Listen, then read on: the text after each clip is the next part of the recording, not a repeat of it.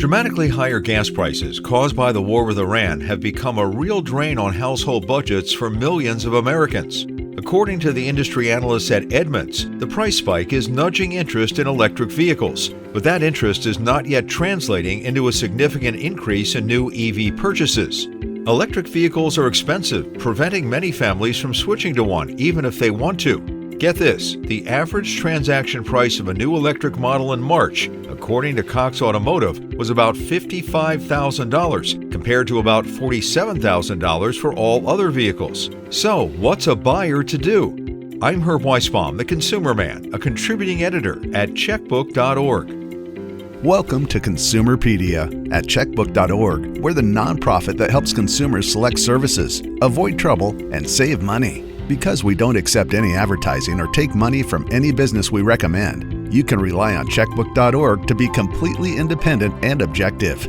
Now, here's the host of Consumerpedia, America's consumer expert, the Consumer Man, Herb Weisbaum. It's been 2 years now since we last talked about electric vehicles, and a lot has changed since then, much of it for the better. In this episode, an update on the changes taking place right now in the EV market. We'll run down some standout models, including some new, less expensive options. Plus, what to consider if you're thinking about buying a used EV. We have two great guests on the line to talk about all this and a lot more. Paul Eisenstein is an award-winning publisher and editor and one of the world's most widely published automotive journalists. Paul publishes the Headlight News website. He's also the editor-in-chief for the Car Collective on Substack. And because he doesn't have enough to do, Paul is on the jury that picks the North American Car and Truck of the Year. Hey, Paul, it's nice to have you back with us. Hey, it's great to be with you, Herb. It's been too long. And joining us again is Keith Berry, a senior writer and editor at Consumer Reports. Keith is based at CR's Auto Test Center in Colchester, Connecticut, and his work focuses on automotive technology, road safety, and the car buying experience. And Keith, it's nice to have you with us again. Thanks, and glad to be here. So there's no question EVs are pricey, and since President Trump killed the federal EV tax credit of up to $7,500, EV sales have experienced what Cox Automotive calls, quote, a significant market contraction. In other words, sales have dropped. So, Paul, some car makers are responding to this by dropping models or working to create new vehicles with lower price points, right? Oh, absolutely. Across the board, we're seeing virtually every automaker scale back their EV programs. In some cases, they're scaling it back worldwide. Honda, for example, just suffered their first ever full-year loss since they were incorporated and went public in 1957, largely because of their pullback from their EV program. For example, they're no longer going to introduce their Zero Series models in the U.S., and they've scrubbed plans to create a so-called EV manufacturing hub down in central Ohio. We've seen this across the board. But we are seeing manufacturers trying to rethink their strategies. In a number of cases, they're actually moving forward. Ford dropped some of their big products like the F-150 Lightning and killed a 3-row high-end SUV. They are also running a major new project, the Skunk Works program based out in California called Universal Vehicle, which is aimed at coming up with very affordable EVs that the company thinks could get people back into the market. And we're seeing a number of automakers do this. They're rethinking what their strategies are, but with only a few exceptions, they are not getting out of the EV business. And we're going to talk more about that Ford project in California later in the show. Keith, GM CEO Mary Barra has committed to making affordable EVs. She said that mass EV adoption hinges entirely on producing cheaper vehicles with a sweet spot of about 300 miles. Two vehicles come to mind, and I'd like you to talk about them, the Chevy Bolt EV and the Chevy Equinox EV. These are two affordable vehicles. The Chevy Bolt EV that's the return with some new technology of a popular model that had some issues in the very beginning around some battery issues and charging issues, but it's back for a limited run. And the Chevy Equinox EV, I was just driving one of ours from our test program the other day, and it is remarkable how much they can fit into a vehicle that's not only in that sweet spot price-wise, but also in that sweet spot size-wise. If you think about that sort of first generation of EVs, a lot of them were sedan-based vehicles, a lot of them were sports cars, and they didn't necessarily fit what the American public was going towards in terms of what they were purchasing progressing. Americans more and more are looking for SUV type vehicles, and the Equinox EV really fits in that. It's very roomy inside, has a couple of issues, but for the most part, it fits the needs of an average American. I think that's something which is also attracting folks, is that they go to the dealership, they see this car, even without the incentive, that would have maybe changed some of the difference in terms of the purchase decision, but GM put some money on the hood, and that vehicle is, we're seeing them out there, popular with consumers, not just because of price, but also because of where it fits in the marketplace. But speaking of price point, the Chevy Bolt EV starts at about $29,000, and the Chevy Equinox EV is in the mid-30s. That's a lot lower than most other EVs you'll see on the market. And a lot lower than the average purchase price of a new car in general. Now, some of that's inflated a bit by luxury vehicles, but yeah, that's right up there where you could cross-shop it with something that's a gas vehicle. Paul, you recently mentioned touring the facility that Ford is built in California dedicated to electric vehicles. Tell us about this and what it means for Ford. You may recall, Herb, that back in August of 2025, Ford's CEO Jim Farley announced what he was calling a Model T moment. It's definitely a bunch of hype. On the other hand, there was a legitimate reason why he could get away with saying something like that. Henry Ford revolutionized the auto industry with what was the first moving assembly line. And while we've seen a lot of changes over the last century plus, the Toyota manufacturing system made assembly lines faster, more efficient, more quality conscious. But we haven't really seen any major breakthroughs. And that's one of the things that this so-called universal EV program that was announced by Farley last August aims to do. First of all, the goal is to come up with new, low-cost battery electric vehicles. But to do that, they're changing the way those vehicles are designed, engineered, and manufactured. Think of it as sort of creating an automotive sandwich. These days, when you roll things down the assembly line, it's sort of like building a burger. You start out with parts that you add more and more and more and more and more on top of till you get to where, it can be put on your plate. Well, instead, imagine that you have 3 sub-assembly lines running in parallel. One of those is building the front end of the vehicle. The second part, the middle, is building this cabin, with the seats and a lot of the interior, but also the battery pack underneath that load floor. And the third subassembly line is building the back end. When they all reach the end of their portion of the plant, they come together, much like putting a sandwich together. And the process, Ford claims, will be more efficient, should bring down costs substantially, and they expect it could increase productivity. In other words, knock out as many as 20% more vehicles in the same amount of time with even fewer workers. What that translates into? Well, you hope quality, but it also should bring the cost of those vehicles down by thousands of dollars a piece. It sounds like the way I build cars when I use my Lego set. It's actually, it's pretty close, though typically when you're building a Lego model, it's one brick on top of the other. Imagine this were just 3 semi-completed bricks that you put together, like I said, like a sandwich. Fascinating. Hey, Keith, Toyota, which has really embraced hybrids and delayed going all in on electric, now plans to offer 7 EVs in the U.S. by 2027. They're assembling new EVs at its Kentucky plant, supported by battery production from a newly built factory in North Carolina. So it seems Toyota has finally decided to commit to electric vehicles. Well, the world is changing. The United States might be in its sort of its own Galapagos Islands at this point, but the world is changing and electrification is happening. So I think any automaker that doesn't get on board is going to be left behind. The thing I'm most interested in these vehicles, including, the new Highlander, there's a new Lexus EV that's coming out, and also the Subaru vehicles that are based on them as well. There's kind of Subaru counterparts for many of these vehicles. They are better than the first generation. The first generation mention, BZ4X. It had very slow charging. The range was fine, but it just didn't quite do anything better than its competitors. And that's not a very Toyota way of, of building a car. So it was very interesting to us when we started reading the specs and learning about these vehicles. And as we're getting them in to spend some time with driving them, it seems to be taking it more seriously. And again, also getting it into those markets with those brands that people already trust. Like you said, Toyota has a reputation to uphold. And if folks are buying EVs, they're going to expect exactly what they had from their gas or hybrid powered Toyota. I agree with you completely. I find it rather interesting that while some manufacturers are backing away from EVs, Toyota is getting full in. It's shown that it can improve those vehicles substantially. I had the chance to drive not just the new BZ, they dropped the 4X, make it easier to remember what it is, but a couple of the others. There's a BZ Woodlands, which has a bit of off-road capabilities, and also the CHR, which is a sort of performance-y. It actually has pretty darn good performance, which of course is one of the pluses of battery electric technology, electric motors making 100% of their torque the moment they start spinning. So I'm impressed by what Toyota is doing.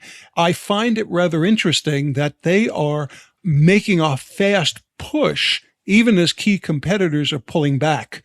Now, when you combine that with what they're doing in plug-in and regular hybrids, basically Toyota is an electrified brand pretty much with only one or two exceptions across the board. As I said earlier, federal EV tax credits have expired, but according to Consumer Reports, it's still a great time to buy an electric vehicle, with some automakers offering rebates of up to $10,000 off the sticker price. In our next segment, we're going to talk about that and some noteworthy models you might want to check out. I'm Herb Weisbaum, the Consumer Man, and this is Consumerpedia, powered by Checkbook.org.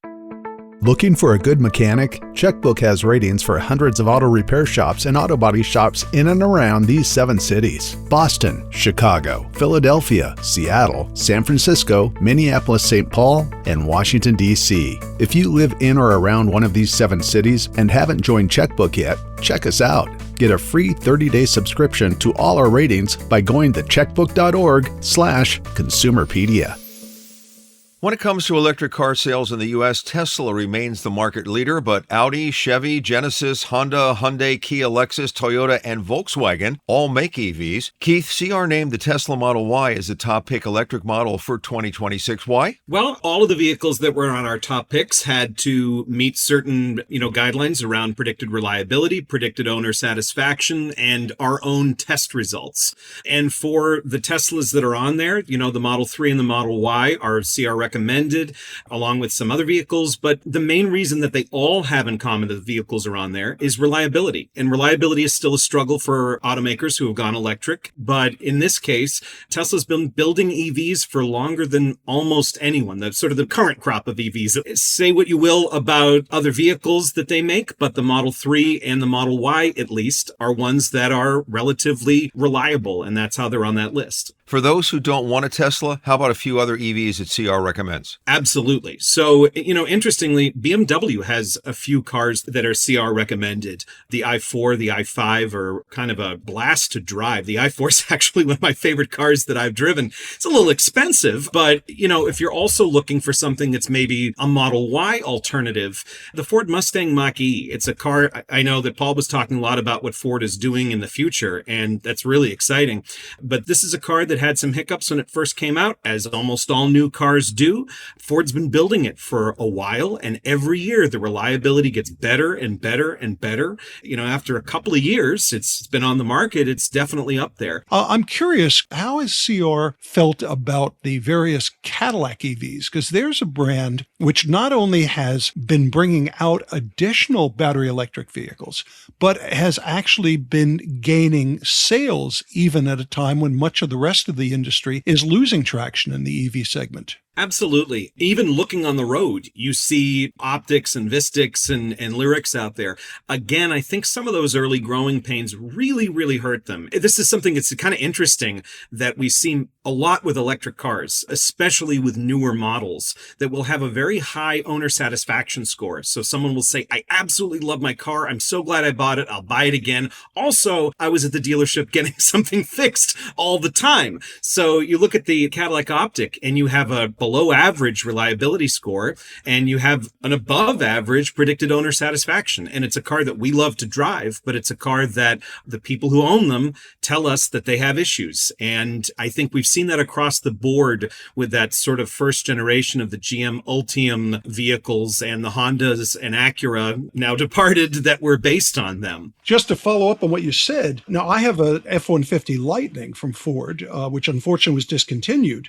But the reality is, despite having problems and a higher recall number than I would expect of the regular F-150 in that period, our owner loyalty is high. I have no intention of getting rid of it, and I'd be back for another one if they were to continue manufacturing it. We hear that all the time. We hear that with especially Rivian owners. That's one that's kind of never made it out of the bottom of our reliability lists, and the owners just absolutely love them. And they get better and better every year.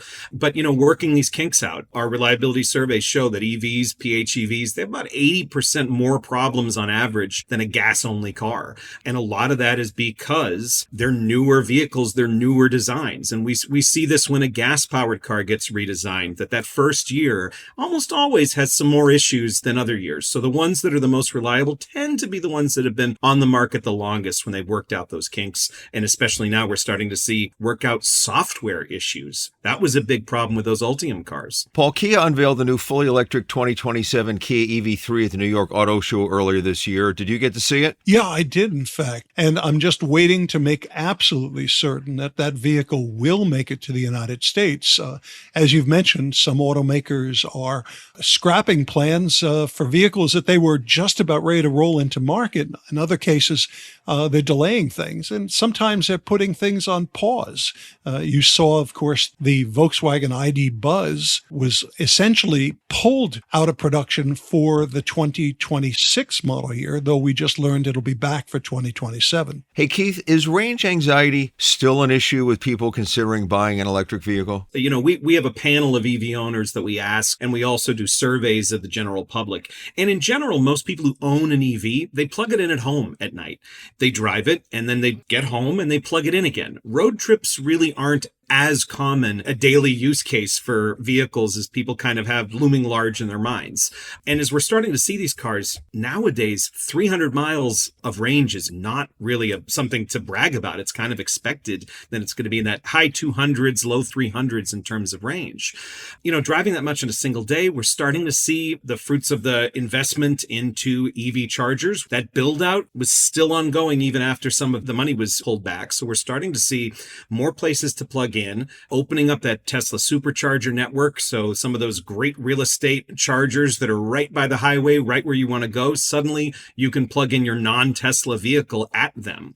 So we hear from most of the people who we talk to who own EVs, you know what, I plug it in at night and I don't think about it. They might have another vehicle for road trips. They might have a 2-car garage where there's a hybrid and there's a pure EV. For those folks who range anxiety is a real issue or it just doesn't work for them, there's a lot of other cars out there. Paul, when I talk to people about range anxiety, in fact, when I talk to people in general about buying an EV, I like to get a sense of where they live, first of all, how they drive and where they drive. In some conditions, I tell people that may be absolutely wedded to getting an EV, don't. You may be living in an EV desert, or you may be going to places a lot where you won't have the access to chargers. And there are still some areas where it's difficult. You're not going to see them if you're going to North Dakota, and even going to certain parts in northern Michigan. It's still a little difficult. You may have to go way out of your way to find a charger. That said, as an owner of an F-150 Lightning, which has a rating of about 300 miles under optimum conditions, I think in the nearly 4 years we've had the vehicle, we've only had to use public charging 6 times, maybe 8 times at this point, because we usually do start every day with a tank full of electrons. And that means in many cases, I'm better off than neighbors who in the middle of a cold winter day have to stand out in the cold pumping gas. Can you see Paul's neighbors going, look at this guy, he's got a tank full of electrons, and I've got to go find some dead dinosaurs to put in the tank. Maybe you want to go electric without breaking the bank. A used EV might just be what you're looking for. We're going to talk about that next. I'm Herb Weisbaum, the Consumer Man, and this is Consumerpedia, powered by Checkbook.org. Consumerpedia Fast Facts. According to the U.S. Department of Energy's Argonne National Laboratory, electric vehicles are highly efficient, typically converting 80% of their battery energy into motion, compared to just 15% for internal combustion engines. Driving an EV can save you more than $2,000 a year in fuel costs and more than $6,000 on maintenance during the vehicle's lifetime. Because EVs have fewer moving parts, they require less maintenance than gas cars. They don't even need oil changes, and their regenerative braking reduces brake wear. More than 80% of EV owners say they are likely to choose an electric vehicle again. Higher gas prices have driven many buyers to choose a more affordable used EV. According to Cox Automotive, the average price for a used EV in March was $34,650. That's down 6% from a year earlier and just $1,100 more than the average price of a used gas-powered car. And of the used EVs that sold in March, 44% came in with a price under $25,000. Keith, many of these used EVs are fairly low mileage lease vehicles, right? So you're getting something that hasn't been driven all that much. Yeah, and I think one of the most important things is that a lot of them are still under warranty.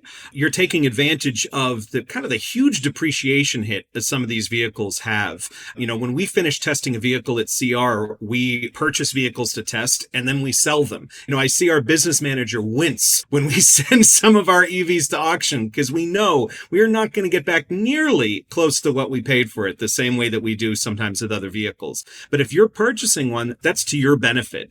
You know, one good thing is that almost every EV on the market has at least an 8-year, 100,000-mile battery warranty.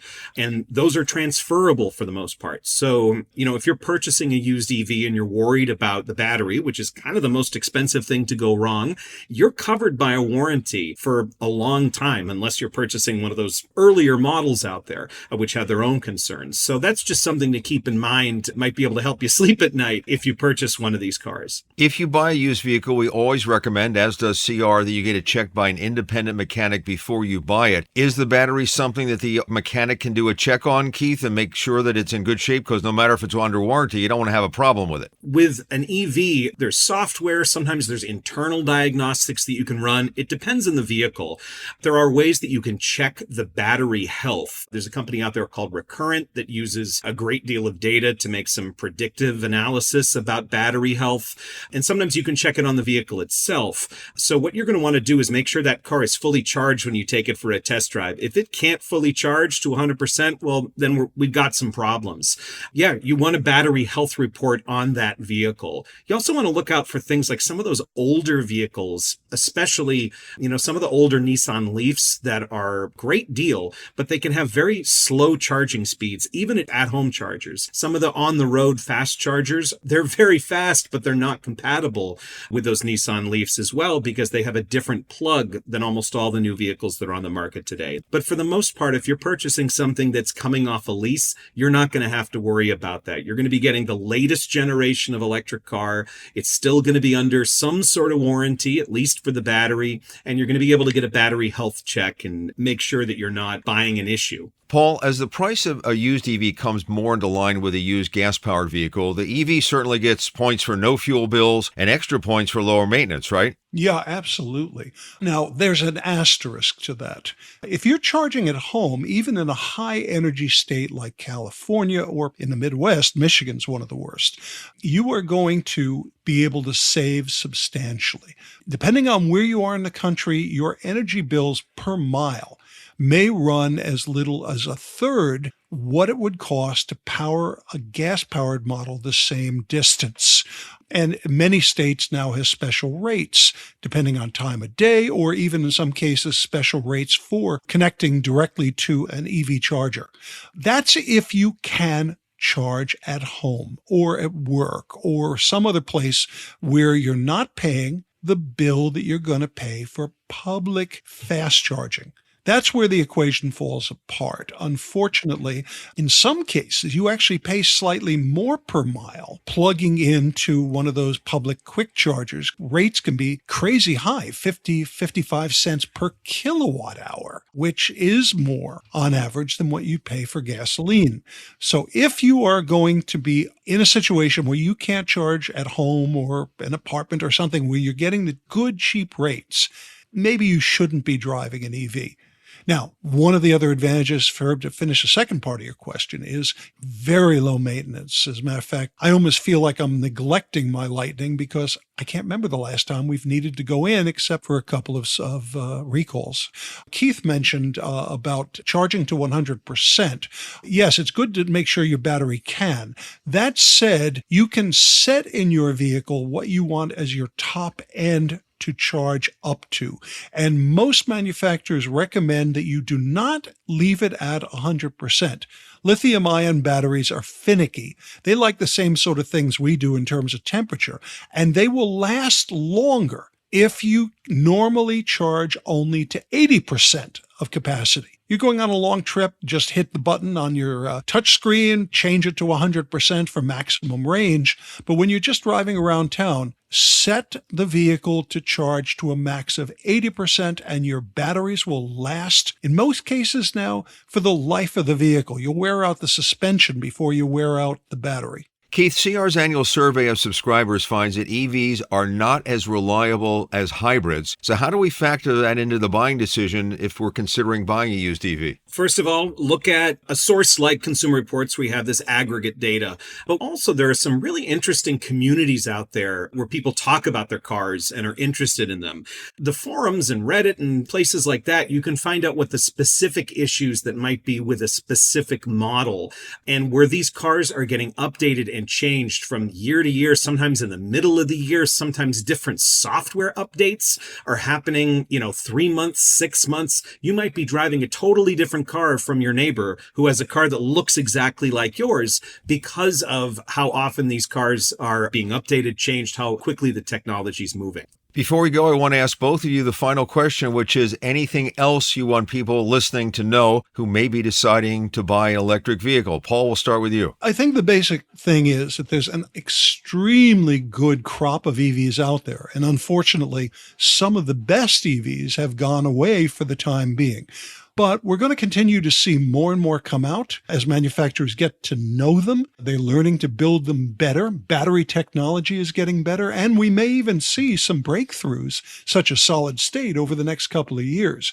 It's not a bad time to buy an EV. And as Keith mentioned, if you want to get in, but you don't want to tie up too much money, looking at a nearly new, particularly off-lease EV may be the way to go right now. Keith? I think something that's important to remember is that these cars can be real fun to drive. You have this instantaneous torque when you hit the gas pedal, and because they tend to have lower centers of gravity, they handle really, really well. You can have a lot of fun driving on electrons. It's certainly a different experience. Once you get used to it, it can be an absolute blast to own one of these cars, in addition to some of the other benefits you can have. They aren't for everybody. It's worth driving one and seeing if you like it. Well, you two guys really packed a lot of information into this episode. Thank you so much. Paul Eisenstein, an award-winning publisher and editor, and indeed one of the world's most widely published automotive journalists. Paul, where do people find you on the web? Well, they can find a lot of my stuff on headlight.news. No .com, just headlight.news.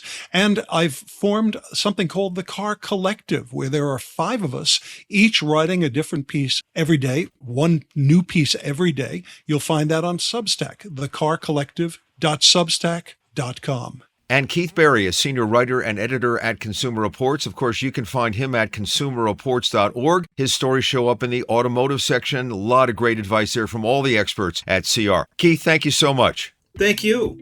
Before we go, a few other car-related episodes you might want to check out. Number 104, tips for buying a new or used car.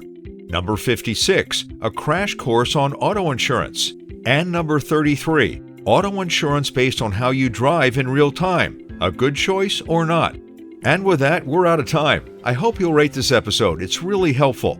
And follow us on Apple Podcasts, Spotify, or wherever you listen to your podcasts. Remember, we release new episodes every other Thursday. Here's another way you can support this show. Follow us at Consumerpedia on Facebook and Instagram, at consumerpedia.org on Blue Sky, and at myconsumerpedia on X.